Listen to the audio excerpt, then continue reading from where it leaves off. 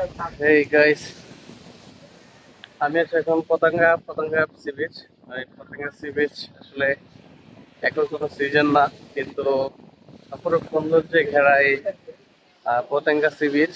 দেখেন, এই সি বিচের কাছে কিছু সাগর পাড়ি আছে, বিশাল বড় বড় স্টিমার গুলা দেখতে দেখা যাচ্ছে।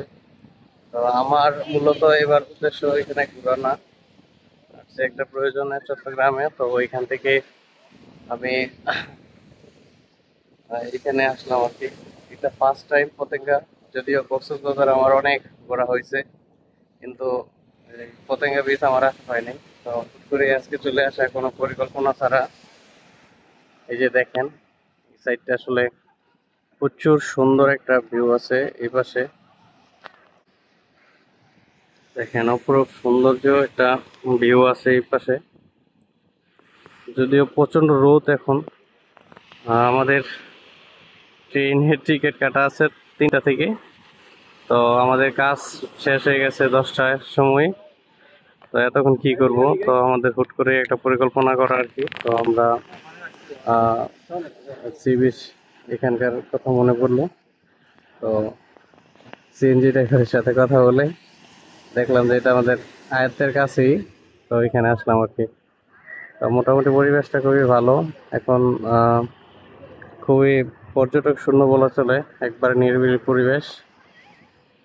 মোটামুটি ভালোই লাগতেছে, কিন্তু আসলে এই যে আমি এখন তো আমার ওই ধরনের সিচুয়েশন নিয়ে আমি এখানে নেমে যে গোসল করবো, তবে ইচ্ছা ছিল, কিন্তু ওইরকম ভাবে আমার আহ, প্রস্তুতি নেই এখানে নামার জন্য, এই আর কি।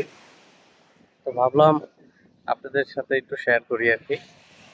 তো আমার বোন আছে এখানে, ঋতু, ওই যে আসতেছে।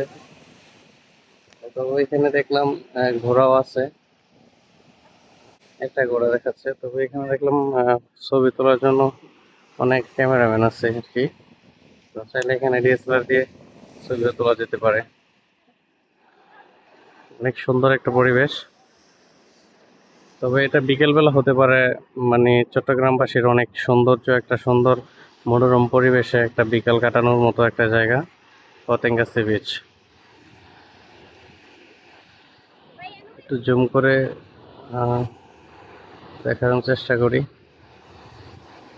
দেখেন স্টিমারগুলো কত একবারে নিকটেই আছে। তো এখানে আবার স্পিড বোট আছে, চাইলে এখান থেকে ভাড়া করে এই কিছুক্ষণ আশেপাশে ঘোরাফেরা করা যায়।